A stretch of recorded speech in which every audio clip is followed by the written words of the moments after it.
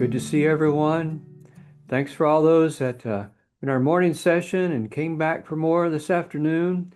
There'll be more where that came from too. Later on this afternoon, we'll have a really pretty cool demonstration of the Slakes app workshop. And then tomorrow, a whole full day of every other things tomorrow. We're having a little bit of technical difficulty getting Carrie, our moderator for the panel, tuned in. So I'm going to kick us off and get us going. Want to welcome everyone. Here comes Carrie right here. It's perfect. Perfect timing, Carrie. So it's my pleasure to introduce Carrie Vollmer-Sanders. Carrie is not only a sixth-generation farmer in Indiana, but she is also the president of Field to Market. And so we're delighted to have you, Carrie, and all the panelists, but I'll turn it over to you to get us going. Thank you so much, Wayne.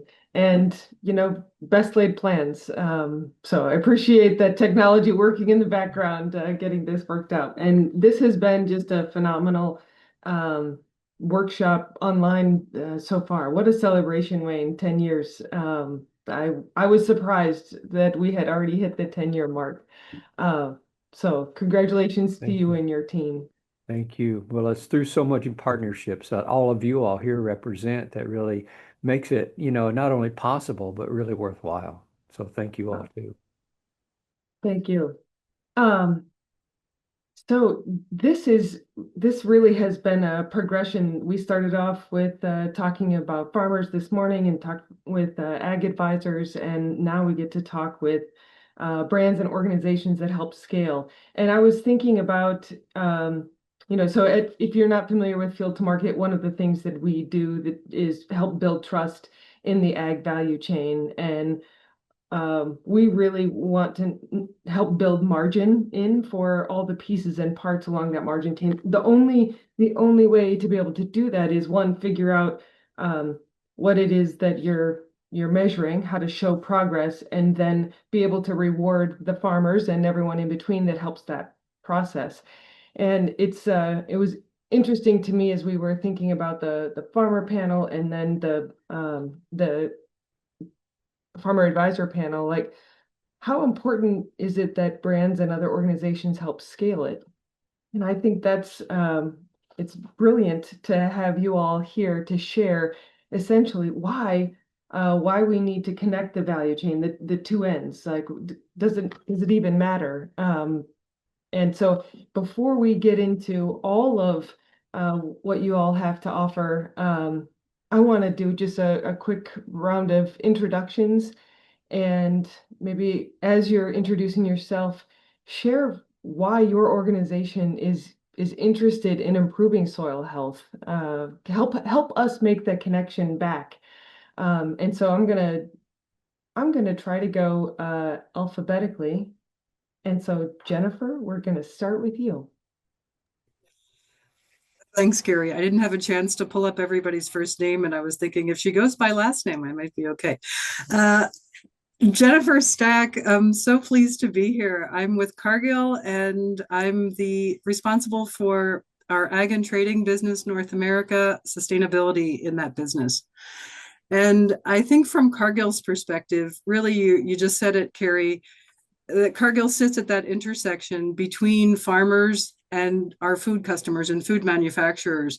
And so we have such a great opportunity and frankly, a responsibility to try to connect those as best as possible. And so that we have more resilient supply chains and food systems. And, soil health is just at the backbone of that resilience.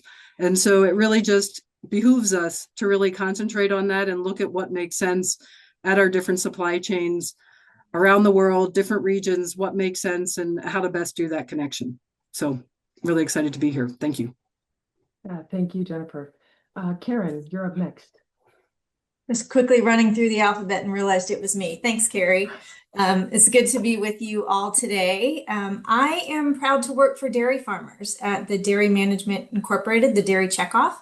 And in my role as social responsibility strategy and affairs lead at I work at the Innovation Center for U.S. Dairy on behalf of dairy farmers. And the Innovation Center was founded by farmers in 2008. And it is the only national forum that brings together leaders from across the entire dairy value chain, farmers, co-ops, processors, customers, and allied industry to work together on pre-competitive priorities that build a stronger and more trusted food system. So part of the Innovation Center's role is to be that industry-wide social responsibility and sustainability platform. And we work to catalyze and really amplify U.S. Dairy's continued environmental commitment and progress that delivers regenerative solutions. And soil health, as we all know, is integral to those regenerative solutions. And in fact, soil health is really part of the dairy industry's definition of regenerative dairy, which was developed through the Innovation Center last year. And it's regenerative dairy we define as an approach that supports cow health and well-being, as well as continued environmental improvements across multiple areas, such as soil health, water quality and quantity, biodiversity, greenhouse gas emissions, and air quality, while maintaining and improving productivity and economic viability. And we really know and believe that building soil health can, do those things that we aspire for, reducing greenhouse gas emissions from dairy feed production, and that accounts for a significant portion of dairy's environmental footprint. But we also need to look at water use efficiency and protecting water quality. But I also want to point out that importantly for our dairy farmer funders, soil health is key to building farm resilience. Healthy soils are just better able to withstand those extreme weather events like storms and long droughts, and require fewer inputs and more consistent yields. So for all those reasons, soil health is really critical to the work that we do through DMI and the Innovation Center, as we're helping the industry toward our environmental stewardship goals to achieve greenhouse gas neutrality, optimize water use, and improve water quality by 2050, while also ensuring that long-term farm viability. Thank you, Karen. There was a lot there. The Dairy Innovation Center, DMI, you all are doing so much to help farmers and the value chain. So it's great to have you on the panel. I can't wait to dig in a little bit more. Michelle. Thank you, Carrie, and hello, everyone, panelists and listeners. Pleasure to be here. My name is Michelle D'Souza, and I help manage research and innovation for McCain Foods, sitting within the global sustainability team. So my core focus really is helping the business meet its sustainability goals, specifically within our farming pillar, and understanding, who are the experts and innovators out there in the world that we can partner and learn from and support our growers with. So that's really a lot of what I think about every day. My background is a molecular ecologist, and I actually started working with McCain as one of those researchers that we partner with. And so this is an exciting transition into driving impact in this very important area of soil health. And I was drawn very much to McCain personally as a business, and very proud to work for it now as a family-owned business founded nearly 70 years ago in Florenceville, New Brunswick, where I very easily moved to after discovering what a wonderful community it is. It's also lovingly called the French fry capital of the world, which did make me chuckle when I saw that poster coming over here. So today, McCain is the largest producer of prepared potato products globally, and we work with 3,900 growers across 6 continents. So, from its very humble beginnings in Florenceville, it's really grown. And if you've had fries today, there's a 1 in 4 chance we've made them. So really, global reach now as a business, which is quite exciting. And despite this massive growth, our business has always very much been founded on the principles of agronomy. Our founder, Harrison McCain, very famously said, if you don't get the agronomy right, nothing else matters. And that value and mindset has really carried through the business in its scaling. And so for us, soil health really is a sustainability imperative, but also just business critical. Without healthy soils, we understand that we're not going to have resilient farms. And without resilient farms, we're not going to have resilient food systems. And so it's very important to McCain that we take care of our soils, because we understand that it has very important links to yield, that it has the capacity to hold water, build biodiversity, lower greenhouse gas emissions, all of the things that we care about as we think about sustainable food systems. And really, to end, our goal is really simple: to leave the land better than we found it and to ensure that our farmers have viable futures. And that's really why we're going down this road of understanding soil health. So many things. I think so. As a farmer, we talk about that very thing that you just mentioned at the end. Like leaving the land better than we found it, and it's almost like you know, you have something that you're giving the next generation, and you want it to grow and do more and be better. And so it's great to hear that that's part of McCain's passion as well. And Shandréa. Hi, everyone, and thank you so much for joining us for this conversation. I'm Dr. Shandréa Stallworth. I work for Nestle Purina Pet Care, sitting on our global team as our region ag subject matter expert. I joined Purina about 2 years ago as our specialty agronomist, tasked with implementing and establishing our region ag programs. And specifically for Purina, a large amount of what we bring into our pet food products come from our farmers. And we realized that that was a gap that was missing. How do we talk to those farmers that are supplying those ingredients for us? And then how do we work alongside them to implement these changes in order to promote better soil health? And so within my role, I get to assist Nestle as a whole, but more so focusing on Purina in achieving our net zero goals and by 2050. But more importantly, for us on the ingredient side, we've committed to sourcing 50% of our ingredients from regenerative practices. And that takes a huge team to make happen, as we establish new contracts, as we implement these new programs, as we start to educate or assist our farmers with making this change from conventional farming to these regenerative practices. We want to make sure they have the support.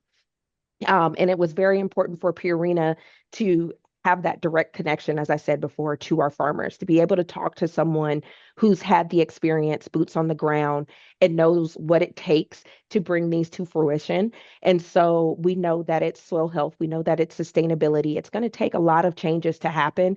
And so we wanted to build this team to be able to do so. So I report to our director of sustainability within Purina, and we want to continue to support our farmers and drive this home when we focus on regenerative agriculture. Oh, that's awesome. So, in my role at Field to Market, I've had the pleasure to work with all of your companies, maybe not exactly you directly, but it is just fantastic to see the value chain here kind of put together and talk about the importance of connecting the two ends. Um, when when I think about the mission of Field to Market, it is very much in line with Soil Health Institute in that not only do we want to help build resilient ecosystems, but also enhance farmer livelihoods. And it starts, I think, as Michelle pointed out, with the agronomy. We've got to make sure we get that agronomy right. And that's why it's so exciting to talk about some of the details of like why companies are thinking about soil health and not just what the cost is, not just the dollar signs, because it does go beyond that. And I know each of you have different programs, projects, different things happening within the soil health space. So if you could, and I'm maybe we'll go backwards this time. If you could maybe share what your organization is doing to help improve soil health in the value chain, and if you have any wins. Oftentimes we don't talk enough about the wins that we've had, the accomplishments. So share those too. I think it's good to explain that with the folks on the line. So Shandréa, I'm gonna kick it back to you. Awesome. And so, with the question being what we're doing to continue to press forward with Regen Ag and working with our farmers. As I said before, it's awesome. We get to work with a lot of people that are on this call. I talked to Jennifer and we were talking about how we work with Cargill to implement programs that they bring to us. I've had the opportunity to attend a field day where they bring together farmers, agronomists, marketing, procurement. I thought that was an amazing way to bring people in so that they can see all the different ways that these puzzle pieces come together. And so, as part of my role, I get to attend these field days and talk about how we want to support these programs.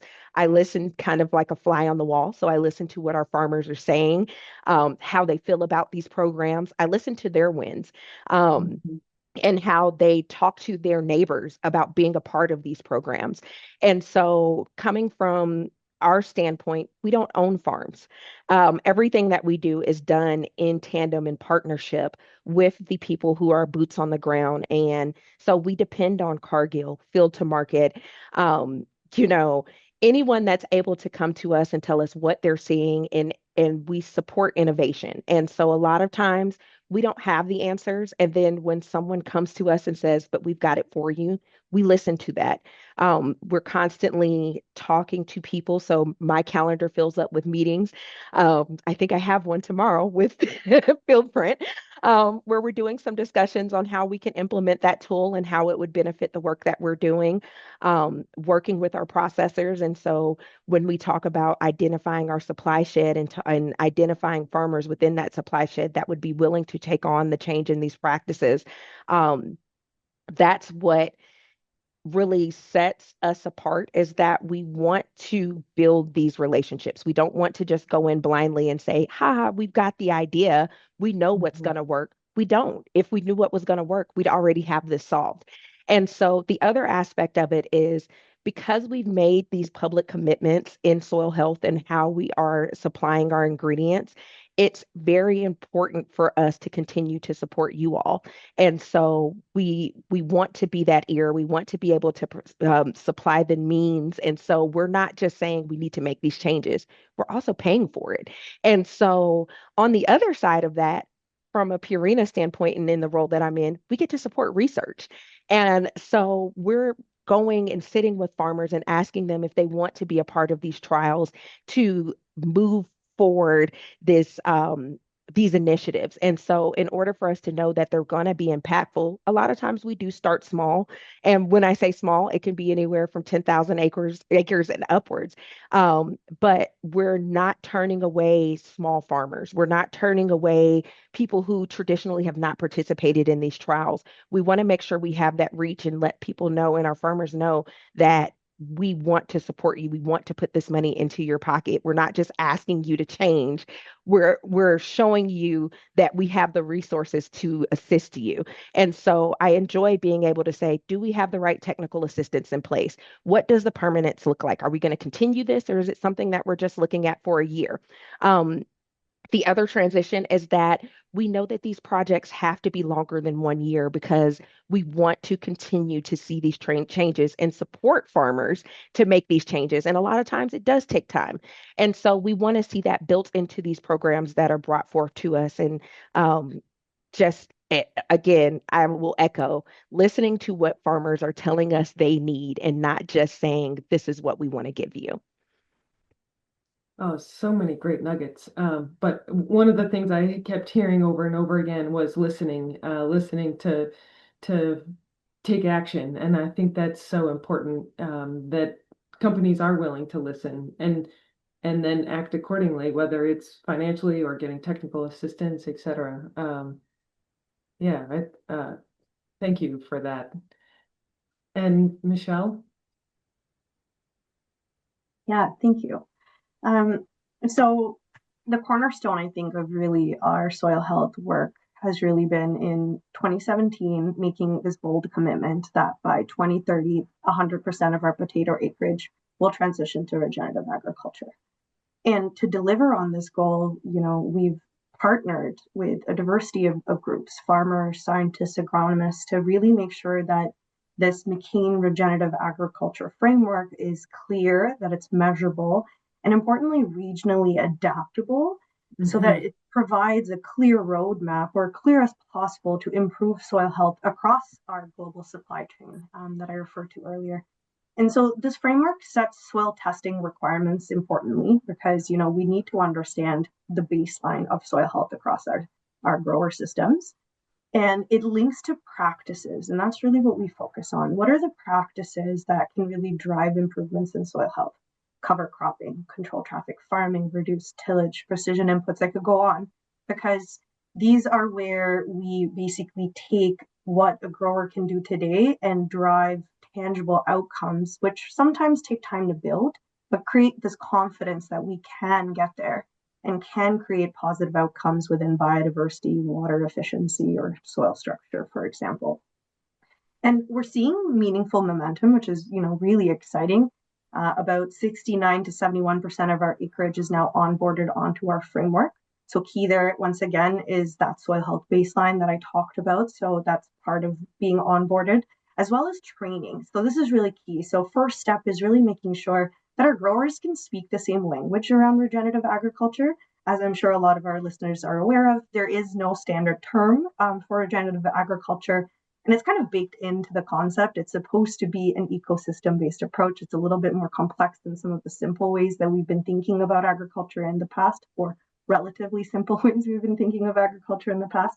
So that training, which there's more than 16,000 hours that we've clocked now across the business, really helps deliver support to our farmers in implementing these regenerative practices and just kind of make sure we level the playing field around what we hope to do here and how they can get involved.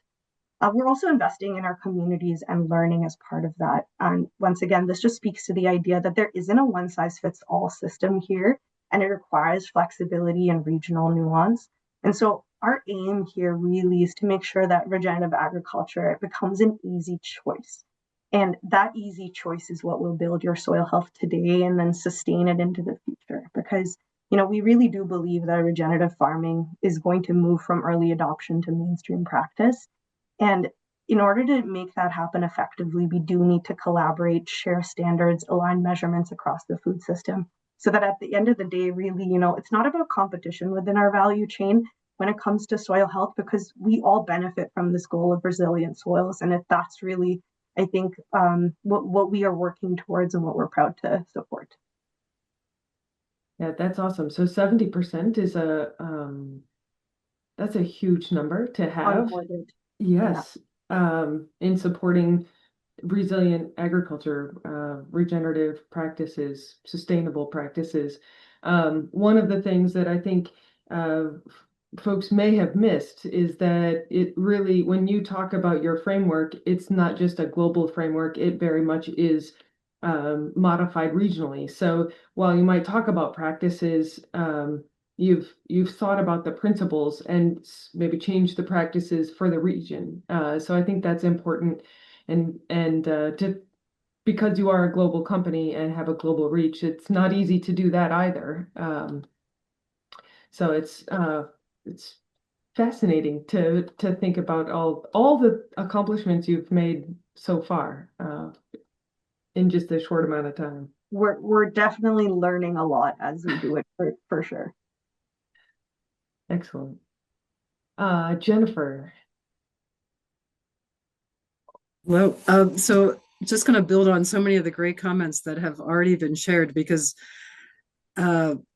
listening. Yeah, I think a huge amount of it starts with listening to the growers and what they've tried, what their experience has been with soil health, strengthening their soil health, what practices or attempts have already been made and how they've resulted. So I think by definition, a huge amount of listening is needed. And like Michelle and McCain, the reality on the ground will be different. And not just, obviously, if you're talking about a cocoa supply chain to a row crop supply chain, but also even just within North American row crops or even just US row crops, what the reality can look like in Illinois can be significantly different than Southeastern Ohio, for example. And so I think that is really just understanding and not coming in with dictating solutions, but really trying to listen and understand what makes sense. Mm-hmm. And, we've got within Cargill, our Regen Connect, our flagship Regen Connect program, which is it's in Europe, differs by country there, and in the US and in Canada. Both are named Regen Connect, but the Canadian program is substantially different than what it looks like in the United States. And, I think one of my favorite accomplishments, or I'm most proud of, the team is most proud of, with the US program is now that we've gone into our 5th year, and each year we do our surveys on, how the farmers are engaging, what they're feeling about the program, what they're missing, what they need.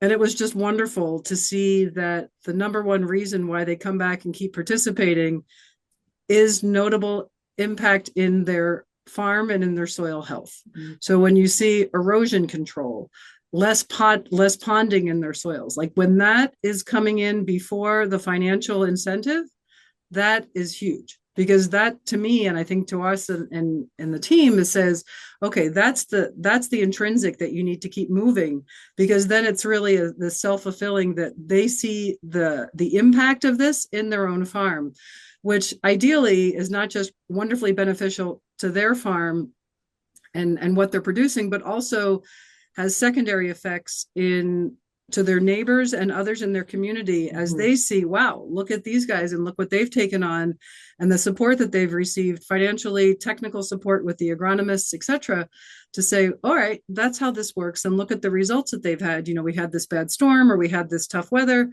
and that farm was still able to do really well. And so, there is so much of an impact grower to grower. And when you can get that success and that bit of traction happening, that is just what we feel incredibly important to really continuing to scale this and expand the practices to more and more contexts and more farms. The grower to grower connection is so important. So I'm glad you touched on that. I think that's something that's been touched on a couple of times today. Like farmers want to talk with other farmers. Totally. How did they do this? What did they learn? My favorite moments of our field days, is when you pull these groups together and see the different parts of them.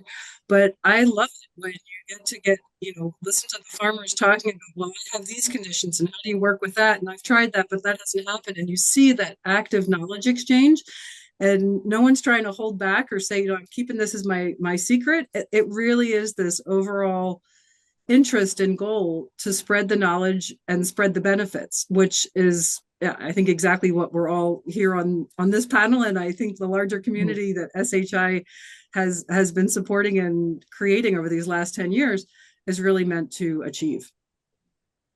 That exactly. So, and I think having Karen go next and talk about, she gets to talk with farmers all the time, and everyone in between in the dairy sector. So Karen, do you want to share with us what your organization is doing? Yeah, thanks. And as you hinted, Carrie, I think it'd bring a little bit different perspective as being working for a research and promotion organization and this collaborative industry approach to sustainability and social responsibility. That given, we have a heavy focus through DMI on research, closing those knowledge gaps so that we can put that practical information into the hands of farmers, and use that research and science as a foundation to inform other initiatives, education and outreach, and other work that happens through the Innovation Center to generate that collective industry progress. On the research side, one of our flagship initiatives is the Dairy Soil and Water Regeneration Project. It's a comprehensive 8-year effort led by DMI in collaboration with Soil Health Institute, as well as several research universities and USDA ARS, that works across 6 major dairy states.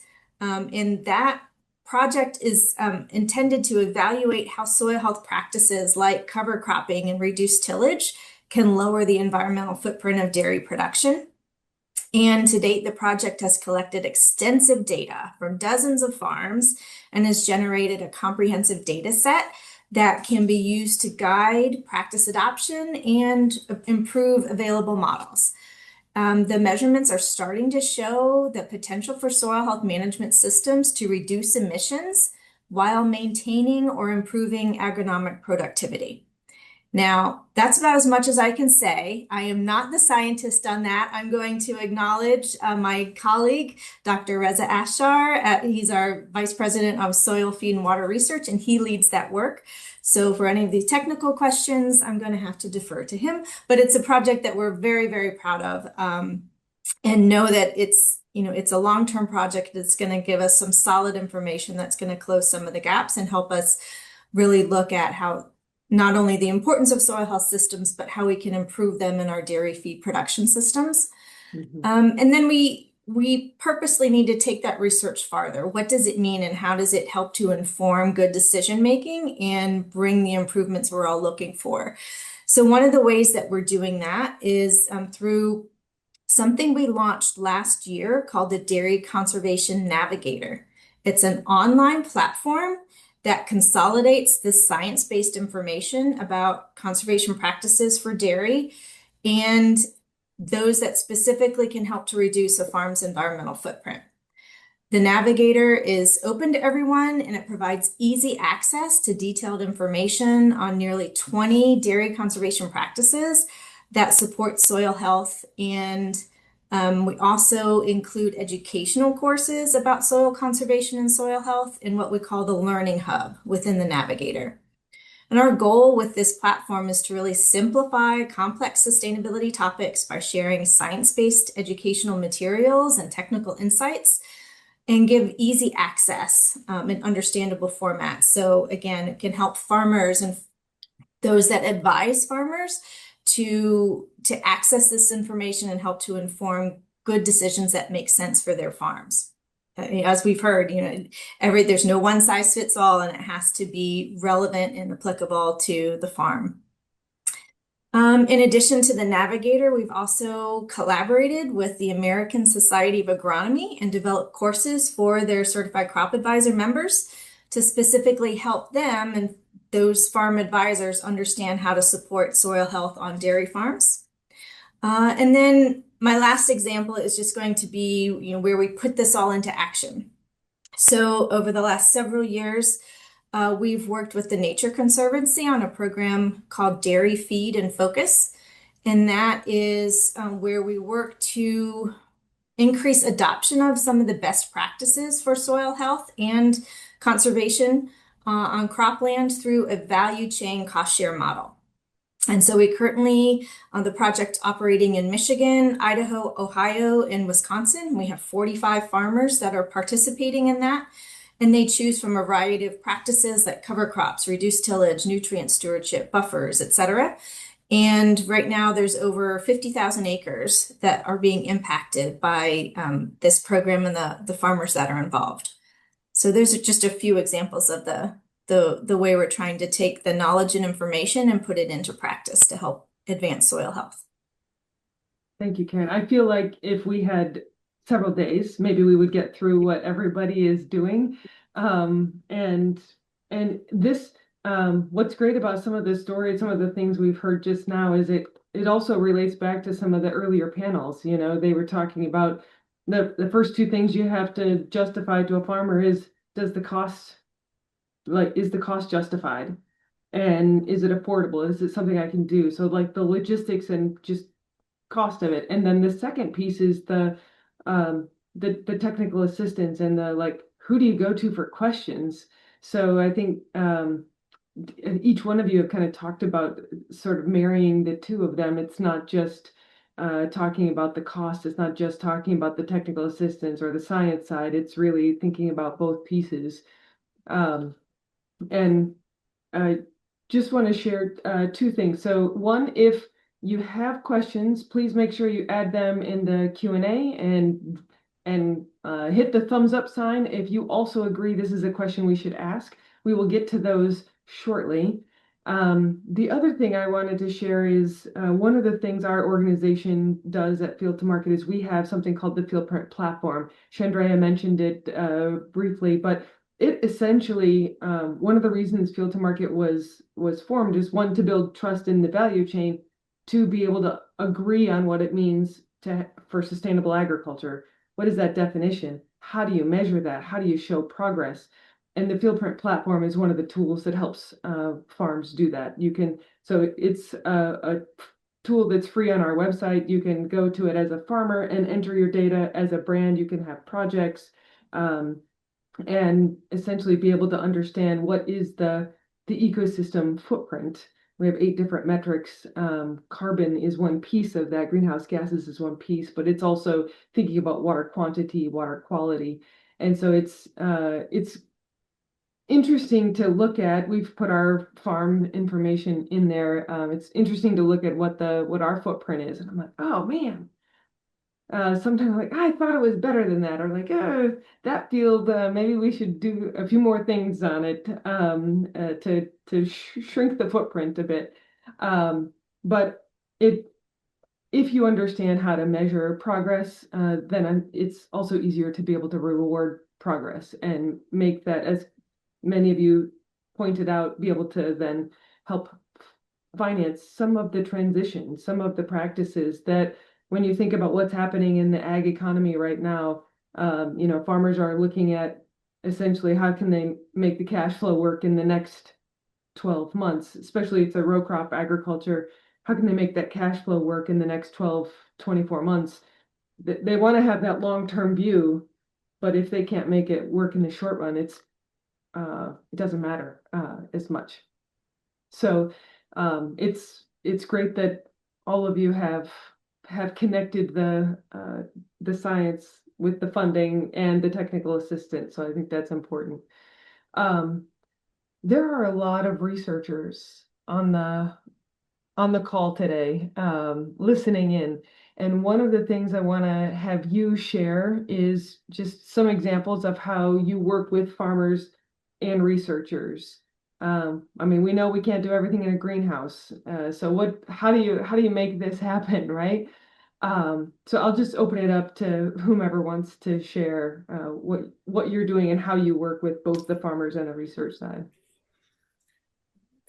Carrie, if I can jump in real quick, I was thinking of 2 specific examples that we've got going, and hopefully will resonate with the group on the panel as well as on participating virtually. One is with biologicals. So it's a topic that always has a lot of interest, but also a lot of black box and what's going on there and what exactly is that. And so that is a great example of where we'll do in-house research, but absolutely partnering with third parties to understand, is there something there in this proposed solution or this type of solution, the biological solution that's being proposed, so that we can best understand what are the conditions when this solution actually is most effective, right? And everything from what's the pH of the soil got to be, or does it need to be clay soils or more sandy soils, or just all these different parameters, as well as importantly, like what is the type of technology or machinery that's needed at the farm to be able to employ or deploy the biological correctly so that it is as effective as it needs to be, right? And then all that has to be sort of factored into as an ROI to say, does that make sense for a whole lot of growers? What does that look like? And so I think that's a classic where you're working a lot with research to understand the science behind what's supposed to be happening in the solution, but also at the farmer and the grower level to say, real life, what needs to be true for this actually to show the results that it aims to show and aims to happen. So biologicals is a spot where we've been actively doing research and more trials with different types of farmers and different type of contexts so that we can best understand what makes sense. And another one that maybe several folks hopefully on this call are also familiar with is camelina. So that's a spot where we've done a lot of work with, in this case, North Dakota State University, to just try to understand, as well as others, on everything from how does it work, as well as the genetics behind the seed itself, since it's relatively new, and trying to understand what's it going to take so that it performs best in different types of conditions. What are the types of conditions that are necessary? And by definition as well, you've got your growers there. So our agronomists that are out there looking actively at maybe the first time or the second time that a farmer's tried a crop as new as camelina, and they're looking at this going, okay. But to your point on real farm economics, meanwhile, they've got soybeans that they've got to grow. And so how are we going to make sure that, yeah, we can experiment with this new thing because they see upside there. But at the same time, we need to make sure that their key cash crop is also able to deliver as they need it to be. Mm-hmm. And then, you know, again, as Cargill, as I said at the start, where we're connecting sort of that downstream market with the farmer, where we're trying to build out what the demand for camelina could be as a crop beyond its value as a cover crop, right? Is there an opportunity there in types of markets where that can help pull that demand through and again, provide greater value back to the farm gate and the farm? So I think those are two of my favorite examples, the biologicals and camelina. Excellent examples. Biologicals is, I feel like we've been testing them on the farm for a lot. Yeah. Sometimes it's by hand, and other times you're like, okay, we're going to try this in the planter this year, or the sprayer. Like, yeah, it's always an experiment. So I'm glad you're helping with part of that. For sure. And I'll jump right in and go behind Jennifer because one thing that we are public about is our partnership with Cargill and our initiatives with Regen Ag. And so I would like to highlight that as one of our programs. As we heard Jennifer say, they're in the 5th year of their Regen Connect program. When I joined, that was kind of like the first program that I saw. And I remember digging in. I'm like, what's going on? What are they doing? How are they doing it? As I mentioned, attending the field day because I wanted to see what impact was being had there. One of the things that I loved was that they have agronomists on the ground with these farmers. And that's one of the things that I constantly preach about is that we need these people who are able, that's who our farmers trust. You know, their crop consultant, the agronomist, somebody they believe who has had experience, they know what soil feels like, smells it, and that's what they need. And so being able to partner with Cargill is one of the great benefits on this journey. And I think they've connected us to some amazing farmers. And then the second that I'll say is that we have a 3-year study going on right now about biostimulants. I had the opportunity last year to go to Europe and see some of this in action. We've got farms, throughout that are enrolled. We're working with some third parties, but being able to understand kind of in the same realm of these biologicals, but looking at a green product that is growing in the ocean, we have these questions about, we know what plants do. Does seaweed do the same? And does that do the same on the ground? We're taking it to the most basic level. Are we applying it to the soil? Does it need to be foliar? We want to know, what is happening with these biostimulants. And so then the last thing I'll say is that one of the things about my role that's unique is coming from research and being in the corporate space. And so I get to ask those questions where, again, we're not just in a vacuum of we think this is a great idea. We are actually seeing, we have someone who said, I don't know if our farmers will do that, or that's difficult to do in row crop production. We can do it in vegetables. We may be able, and so not all ideas are applicable in this space. We've talked about, growing corn on thousands of acres. We can't make the same adjustments that, our organic growers do on a small scale. And so as we continue, I dig into research papers that are coming out. I look and actually see, is there, I think Kansas State, I met them at the North American Regen Ag Summit. I had no idea that they had a center for Regen Ag. And so now they're kind of in my back pocket of if it comes up that we need to do a study or a trial, I want to know what's happening right there in Kansas where a lot of our cereals and grains are produced. And I know that they have the soil to make it happen. And so I'm constantly listening and on, I don't want to say on the prowl, but I still read those research papers to understand what's happening at the university level so that we can reach back. And as we're having these conversations, we already have it like, let's work with them. Let's reach out here. Let's see what they're doing. And so that's a strength I think that we are really playing on and something that I really appreciate with Purina. That's wonderful. Karen, I hope you don't mind me jumping in. I'll let you end off if that's all right. Um, I think some of the things I'm hearing is this importance of listening, visual qualifiers when data is maybe too not mature enough, grower to grower connections, closing this knowledge gap. And I truly believe one of the things that McCain is doing in terms of incorporating all of those aspects is really well exemplified in our initiative, Farms of the Future. And that's really where I first started with McCain. And to give you an understanding of what that is, it's an opportunity to test and scale solutions at a system level. So, we understand that there's tons of different tools that we could employ in this journey to improve soil health. There's been a few examples showcased so far. How do we think of that within a system, which is your farm? And how do we understand what solutions are scalable and which ones aren't? And so the Farm of the Future is really an opportunity for McCain to understand that for themselves, because these are McCain operated farms. We have one currently in Canada and a second in South Africa, and we will close off this initiative with a third. Idea being to have them spread across geographic locations, variability in climate, so that once again, to scale that solution, can we see it work across these farms? And which ones are more tailored or more complex potentially to engage in? And the Farm of the Future really creates this opportunity, one, to test ourselves at this commercial scale that I'm referring to, but also to invite farmers on and see how we're doing it, learn from our experiences, and really ultimately to de-risk that transition for them. So, we try really crazy things at the Farm of the Future. We build solutions that may not be available yet. We really try and push the bar on supporting our growers with the types of tools that they're going to need to be able to make decisions in soil health or otherwise.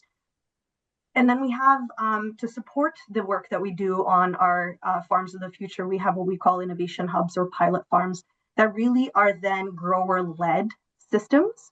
So where we partner with our grower directly. And here we might not ask as complex of a question as we might be after at Farm of the Future, but here we really focus on what is the key priority or limiting factor for that specific grower who's participating as a partner in our innovation hubs. And then we try and tackle that specific problem with them. We de-risk it for them, obviously, in being part in that partnership with us, and we learn together. So especially on our innovation hubs, we see that peer-to-peer learning really shine, where you're seeing a grower take on this challenge and then they talk about the successes or failures that they've experienced in the process to their grower partners. So this has been a really wonderful model where we learn together and we try and move just a little bit faster, right? Because that's really what we're trying to do here. And we incorporate research and researchers into this, into the fold here. And we create an opportunity, I think that's quite exciting for researchers, because we allow them to do this research at a scale sometimes that they don't usually have the opportunity to play with.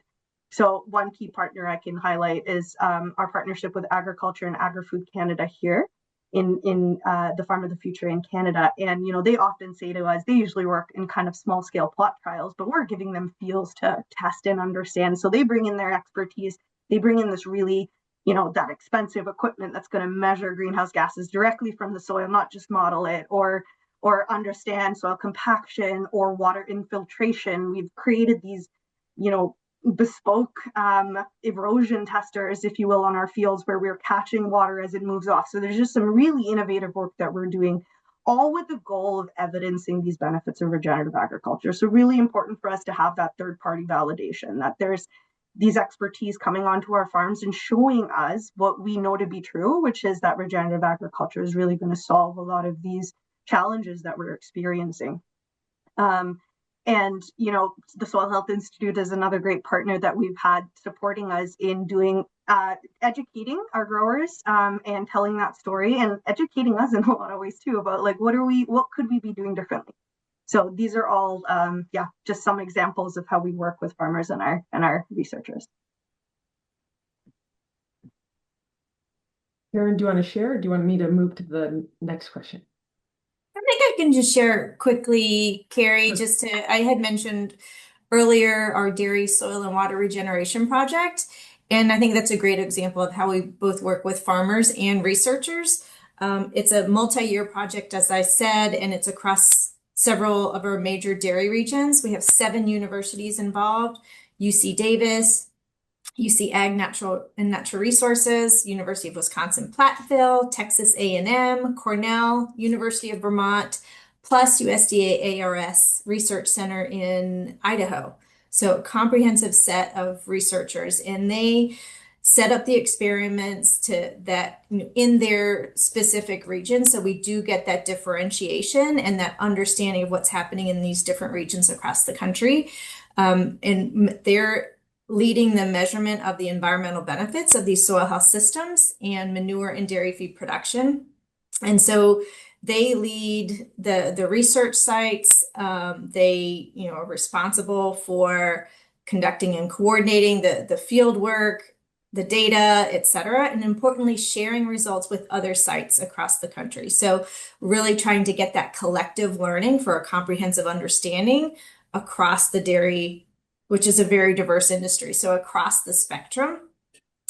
And all of that work, the reason we're doing all of the research is for farmers. So of course, there are partners in making sure we get it right. So we're, in addition to the institutions, we're working with dozens of farmers across the country. And so they were involved in the first phase of the project, which was soil samplings to get that baseline of soil carbon sequestration and soil health across the various soil types. And they're also hosts for and partners on the field research. So the research led by the research partners. And they've been really integral in really making sure that we're getting important learnings and meaningful learnings from this work. And one of the things I love about this project is there's a project website called dairysoilwater.org. And on that site, you can learn about the research. But then I encourage you to click on the video section of the website, and that features video.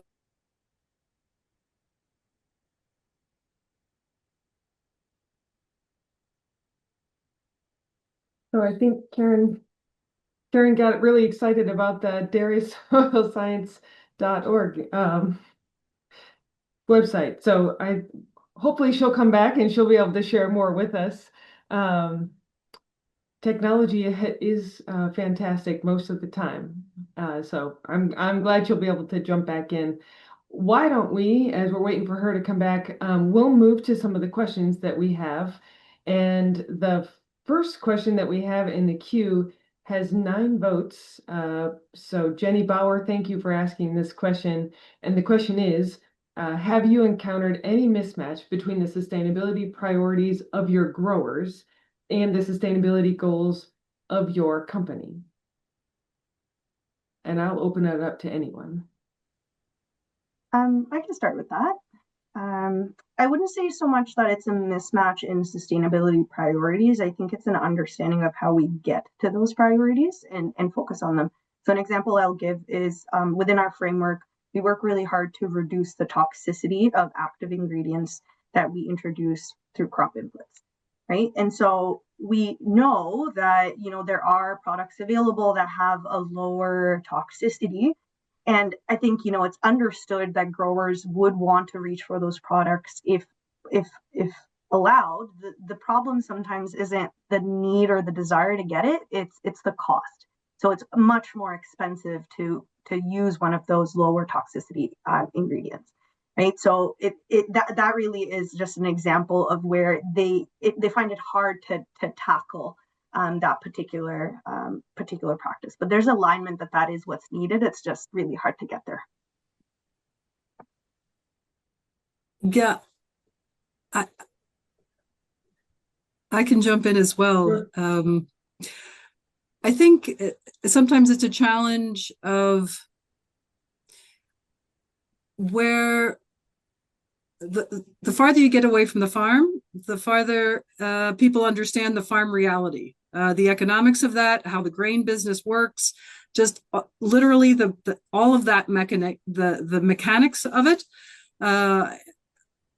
how things are pulled together. Yes, you can have specialty products, but when you say traceability, do you really know what that means? So I think that it can be challenging when, customers or companies can commitments without necessarily understanding all the implications to make that happen, going all the way back to the farm. And I think, what Michelle was just sharing about the difference in cost or this product versus that product, I think about a lot with regard to fertilizer, where people will be like, oh my gosh, look at the footprint associated with fertilizer. Well, changing that is not particularly straightforward and requires so much that needs to be in place to really shift a little bit of that. So I feel that it's sometimes a disconnect to understand why things are in place or why the system today works as it does, and all the little elements that probably are not obvious that need to be part of the solution and part of the change if you really want this to stick and get big. And so sometimes that can be just a bit frustration. Great intentions, but sometimes not always understanding all the mechanics and reasons of why the system works as it does today. I think I will, yeah. I think I'll mirror what Jennifer said, really piggybacking off of the fertilizer aspect. But I think that's the importance of identifying these partners when we're working together. So if someone's bringing us a model, we have to challenge that. And so I remember we were evaluating a company and they told us, hey, look at these numbers. If we reduce fertilizer input by 20%, the numbers look great. But what's the reality? Do you understand how and why farmers are applying fertilizers the way that they are? A 20% reduction isn't realistic, even though it makes the numbers look good from their standpoint. But we had to come back and challenge and say, hey, what if our farmers are only going to reduce by 5%? What does that number look like? And so having someone in the room who's able to evaluate and ask those questions, I think is really important when we evaluate what that mismatch is. So I would again say it's not so much a mismatch between the farmers. We try really, really hard to catch that before we go and start to solicit, and say, yes, we're going to do this project. We want to have these Q&A sessions of how are you going to do this? What if the farmer says this? What about the number of acres? Are we going to pinpoint a farmer who has X amount? Because we know a lot of times these farmers may be taking those acres out of rotation to help us. And so what does that impact? As we start to look at what the outcomes can be, we want to really have those questions answered. And I think as far as how do we manage that, it's the conversations we have with our farmers as well. So when we're doing these research trials, we want the farmer to come and talk to us when we're out there. It's not just, again, a partner showing us what the farm looks like. I want to hear how it's going. If we're working on, when we talk about biostimulants, one of our questions is, how did you apply this? Because we have farmers who sometimes they apply inputs by drone. Some have their sprayers that can only handle a minimum amount of liquid. So that means that they have to treat a certain acreage. And so we want to know, even in these products, were you able to mix it with anything? Is this going to require you to have more passes on the field? We have to ask that because that, we want to be able to say, I don't want to support a product or a practice change that, going back to how many passes on the farm, we know that that lends to compaction. So if we have a product that can be tank mixed, we lower the amount of times that we're going over that field, reducing the compaction. We're reducing the price per application for our farmer because we have to think about gas. Do they have access to a drone? So it's great that you knocked out this spray in half the time, but your neighbor may not be able to afford one, or it was, a one-off. They wanted to know how their drone works. So is this going to be the way that it goes forward, or is this just something that was fun to do? Excellent. And Karen, welcome back. We're so glad you have multiple ways to connect. So you were in the middle of explaining the website. I think it's dairysoilwater.org. If you want to take a moment and just jump back into that a little bit, and then we can go back to maybe some other questions that the attendees have asked. Oh, I appreciate that, Carrie. And sorry, I'm not sure what happened, but all of a sudden it wasn't there. And I'm sure I had a very attractive face freeze on there. So apologize to everyone that's watching. But I just wanted to share that the project website, dairysoilwater.org, features videos and video interviews with farmers where they talk about how they're participating in the Dairy Soil Water Regen project, what they're doing on their fields, what they're learning, what results they're seeing, what the value of participating in that project is. So it's really insightful to get to know the farmers that are participating and what they're learning from it, and how the findings from the project will be applied on real farm fields with real farmers who are evaluating what's best to do in their businesses every day. So I just wanted to offer that. Thanks for the opportunity. Yes, for sure. And I'm going to jump back to the questions from participants. Again, if you haven't done that, there's a Q&A function, and you can hit the thumbs up, and it like increases the number of likes for that question, and then it's easier for me to see which are the popular questions to ask the panelists. So please take a moment to do that. The next question is by Ellen Dougherty. How specifically do you incentivize regenerative agriculture practices? And maybe it's not practices specifically, but it could be like, how do you incentivize the system or the transition? So sometimes it might not be a practice specifically. So I'll open that up to all of y'all. I think I'll jump in really, really quickly and say that we are listening to our farmers about what those incentives look like. So before even answering the question, I know in the past we have seen these programs, and one of the, I guess, my soapbox conversations within the company is we have to give them more. We can't continue to lean on $10 per acre to reduce tillage. I don't know what in this economy, I don't know what $10 is going to do. The next thing that I will say is that there is a premium a lot of times associated with the products that are being brought off of these farms. And so that's another part that we want people to understand, is that I'm not looking to pay you the same price per bushel that I would for something that was produced conventionally. And so seeing that that is built in has helped with a lot of farmer participation. And then lastly, I will say that one of the huge incentives, I think, for a lot of farmers is working with a company like Nestle. We have multiple brands that, are open. We've got water, we've got coffee, we've got pet food. And so when people hear Nestle, we want to continue to uphold what that brand carries. And we don't want to be accused of doing things that, I mean, call it what it is. We don't want to be accused of greenwashing. And so we have to be very careful with what we do promote and what we do bring in, because we don't want someone to say, oh, no, that's not regenerative, or who gave that definition? So as these incentives come about, we have to look at it through that lens as well. Excellent. Jennifer? I'd say with the Regen Connect program in the US right now, we are incentivizing with payments for types of practices, so cover crops or adoption of different practices. But it's also been referencing back to the surveys that we do with the growers every year. It's really interesting to see what else they value of part of the structure. So timing of payments. I know I'm going to get paid. I know when I'm going to get paid. I mean, it's absolutely critical. Like, when is this going to take place? Are credits going to have to be sold before I'm paid for this? So I feel that not just the absolute dollar amount, but a little, as Shandréa was saying as well, it's kind of the overall approach of how this is being, the support with the agronomists. Like, overall, how are you incentivizing and supporting me in this change and in this transition? I think, yes, of course, the dollar amount is part of it, but it's bigger than just that. And it's really looking at it, I think, holistically, of what's valuable and useful to the grower. Again, sort of at the start of this, it starts there, and then being able to follow through with that. With Cargill, with originating grain and the many touch points that we have with growers,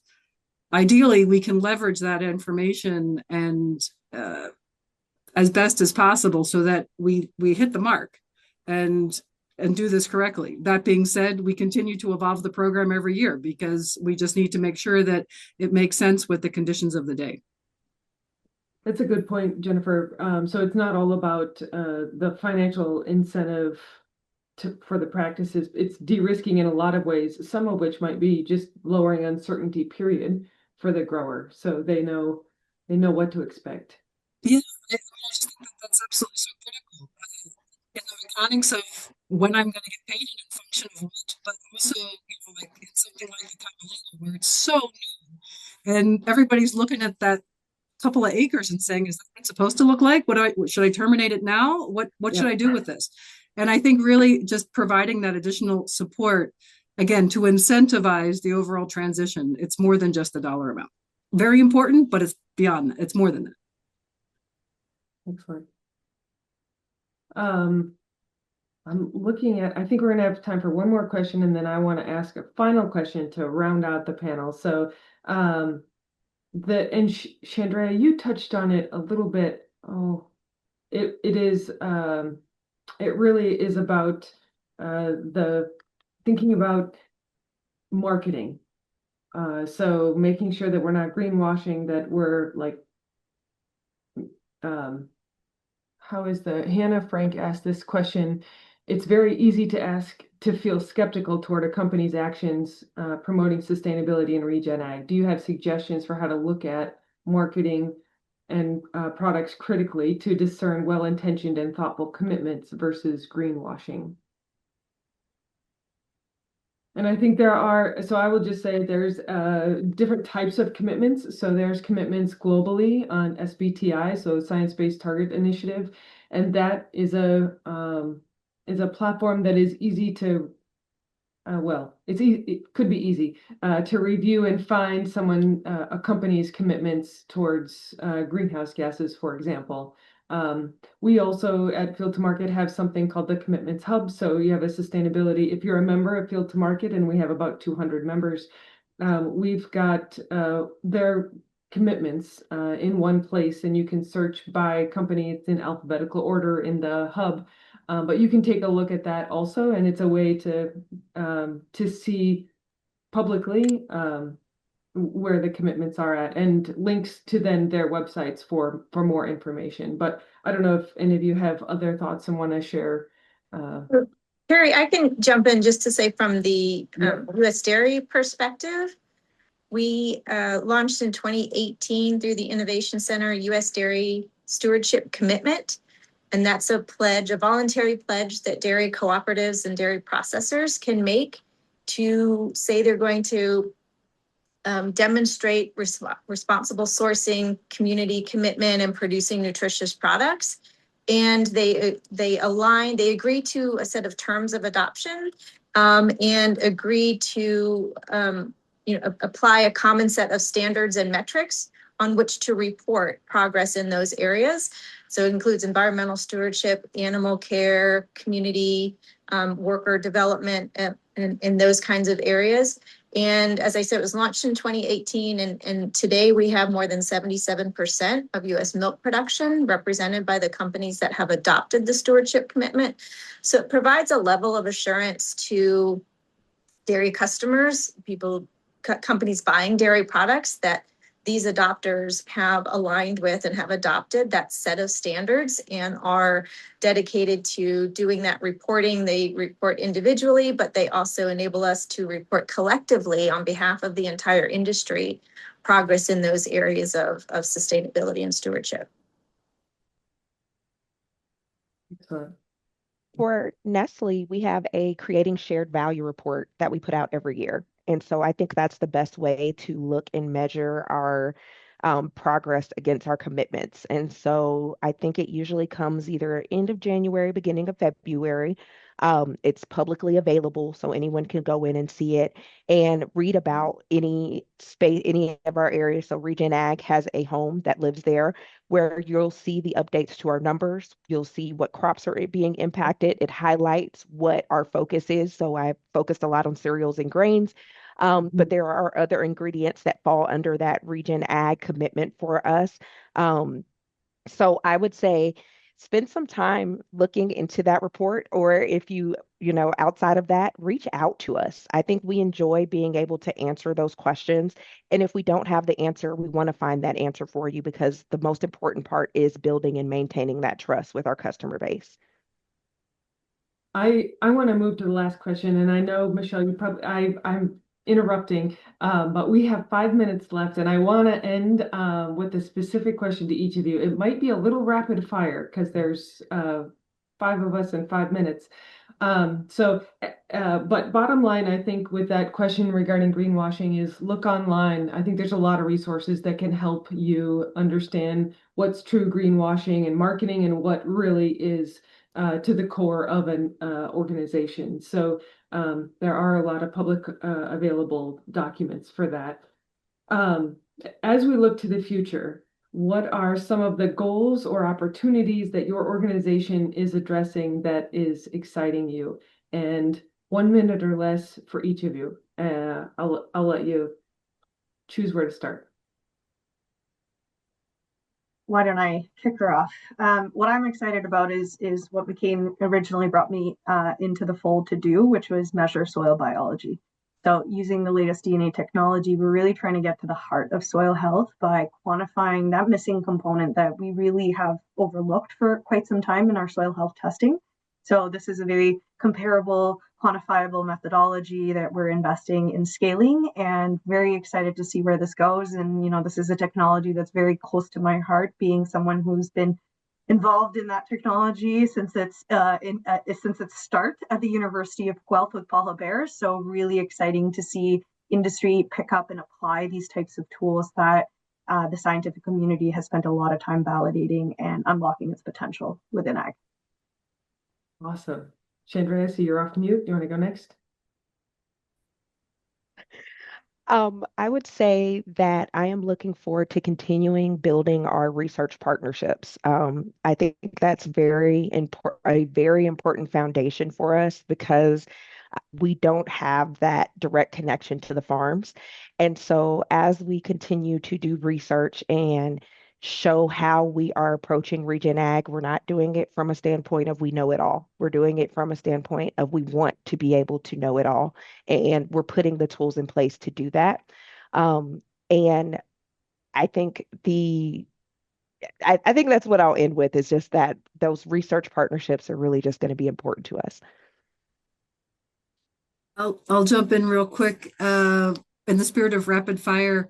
I think looking at the outcomes and impact of regen ag and soil health beyond what I think at the start, there was so much focus on carbon and the carbon angle, and absolutely it's still very relevant and important.